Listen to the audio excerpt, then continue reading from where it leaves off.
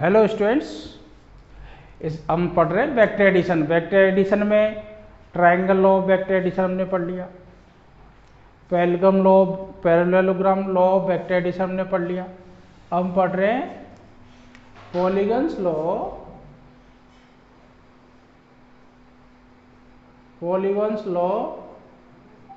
Of vector addition. Polygons law of vector addition. देखो polygons law कितनी भी side हो सकती है, तो इसका बेसिकली जब हम करें या साइड, जैसे हम बोलते हैं ट्रायंगल की साइड वेक्टर को रिप्रेजेंट कर रही है, पैरेललोग्राम की साइड वेक्टर को रिप्रेजेंट कर रही है। वेक्टर को रिप्रेजेंट करने का मतलब डायरेक्शन और मैग्नीट्यूड दोनों को रिप्रेजेंट करती है। तो इसी तरह से कोई भी पॉलीगन कितनी भी साइड हो तो उसको वैसे ओपन पॉलीगन बोलते हैं, लास्ट में एक क्लोजिंग साइड। तो कोई भी पॉलीगन की साइड, जैसे ये मैं पॉलीगन लेता हूं, अब ये मैंने ये 1 2 3 4 एक खुली छोड़ दी, अभी ये ओपन पॉलीगन हो गया। तो इसका बेसिक जो डेफिनेशन पॉलीगन्स लॉ की यही है, एक sides of polygons represent vector. जैसे सपोज इसको मैंने ये ले लिया, represent vectors in a order, ये बी, और रिप्रेजेंट का मतलब है magnitude as well as direction. A sides of the polygons, कितनी भी साइड हो, if sides of the open polygon represents the vectors in magnitude as well as direction in a order, एक ही order में, in a order, then last closing side ही बोल सकते हैं, closing side in opposite order represent their resultant vectors. तो ये आपका पॉलीगन्स लॉ है, closing side in opposite order, closing side in opposite order. एक बार फिर से सुन लो, इसको सपोज इस वेक्टर को रिप्रेजेंट, ये साइड रिप्रेजेंट कर रही है वेक्टर ए को, ये साइड रिप्रेजेंट कर रही है वेक्टर बी को, ये साइड रिप्रेजेंट कर रही है वेक्टर सी को, और ये साइड रिप्रेजेंट कर रही है वेक्टर डी को।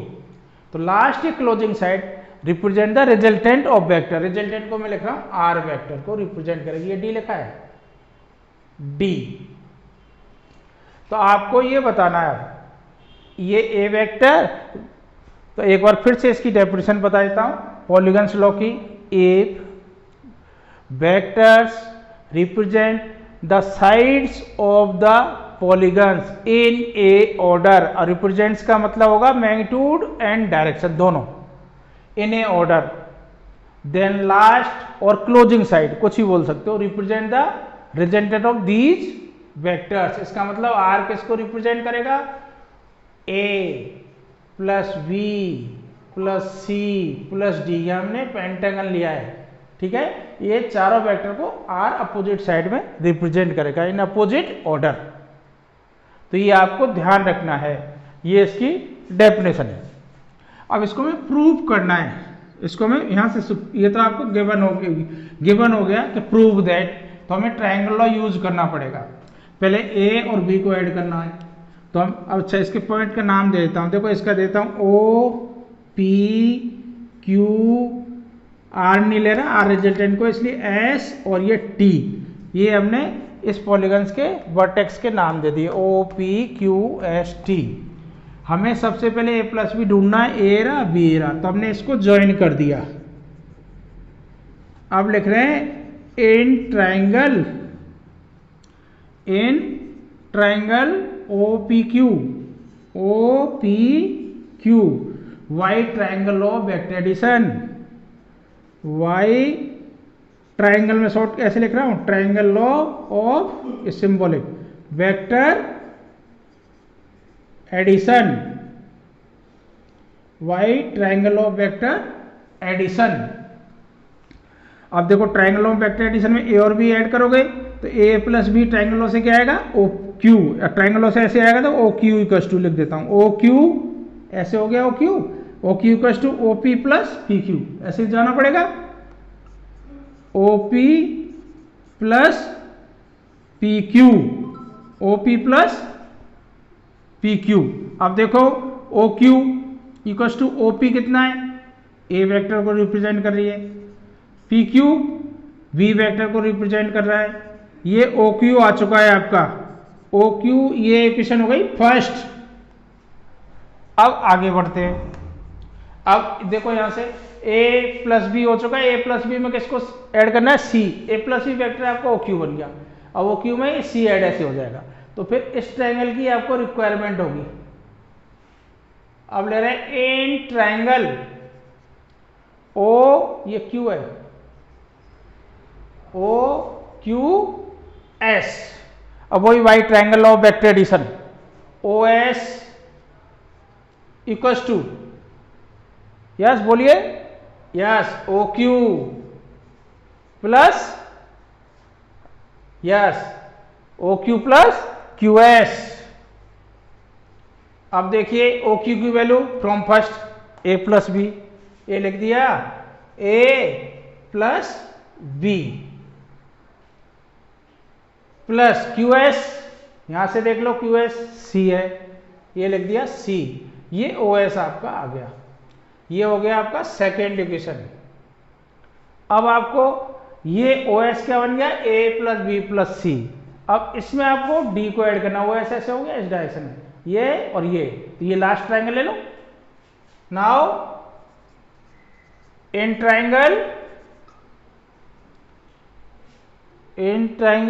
ओ एस टी वाई लिख देता हूं, चलो by triangle law of vector addition, vector addition, Y triangle law of vector addition.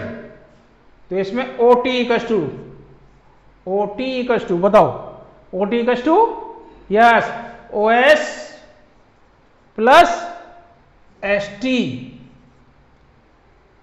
अब ओ एस की value from second, o s की वैल्यू क्या है, from second equation, a plus b plus c, और S T d, s t आपका d. तो o t कस्ट क्या गया, a plus b plus c plus d. O t को आपने क्या लिख रहा है नाम, आर, तो ये आर वेक्टर आ गया, a plus b plus c plus d. ये आपका polygons law of vector addition है। Basically polygons law of vector addition किस पे डिपेंड कर रहा है, ट्रायंगल लॉ पे ही कर रहा है। यानी कितने भी वेक्टर्स हैं, एडिशन यही है। किसी वेक्टर में ऐड कैसे करते हो, जैसे ए में ऐड करोगे बी को, तो बी की टेल ए के हेड से स्टार्ट होना चाहिए, उसी डायरेक्शन में, उतनी लेंथ का। तो ये फिर कंप्लीट कर दो ट्रायंगल, ही इनका एडिशन आ गया। जिस वेक्टर को आपको ऐड करना है, जैसे ए वेक्टर को, अब ये वेक्टर और ये बी वेक्टर में ऐड करना है, तो बी वेक्टर की टेल ए के हेड से शुरू होनी चाहिए, और इसको कंप्लीट कर दो, या ए प्लस भी शो कर देगा। ये आपका ट्रायंगल लॉ बोलता है, ठीक है। तो उसी पे बेस्ड है पॉलीगन्स लॉ, कितनी भी साइड है। अभी ट्रायंगल लॉ, पॉलीगन्स, और ट्रायंगल लॉ और पॉलीगन लॉ में two vector addition, two vectors के लिए एडिशन था। इसमें कितने भी वेक्टर्स हो सकते हैं। कोई पॉलीगन्स की साइड अगर एक ही ऑर्डर में वेक्टर्स को, बहुत सारे वेक्टर्स को रिप्रेजेंट करते हैं जितनी साइड से, तो अपोजिट साइड और क्लोजिंग साइड, लास्ट साइड और closing side in opposite order represent the resultant of these vectors. ये आपको कंक्लूजन माइंड में रखना है। जनरली ये डेफिनेशंस वगैरह कम पूछते हैं, फिजिक्स की नेचर नहीं है, बोर्ड में तो नहीं पूछते, 11th में जरूर थोड़ा कभी कभी पूछ लेते हैं। लेकिन आपको माइंड सेट रखना है कि चीजें क्या है, डेफिनेशन को भी माइंड में रखना है। पॉलीगन्स लॉ बोलता क्या है, एक ही ऑर्डर में बहुत सारी साइड, उनका जो लास्ट साइड होगी क्लोजिंग, अपोजिट ऑर्डर में, उन सबका वेक्टर एडिशन दे देगी, ठीक है। ये आपका पॉलीगन्स लॉ था, ये वेक्टर एडिशन था। अब इस पे बेस्ड क्वेश्चन है, वो हम नेक्स्ट क्लास में करेंगे।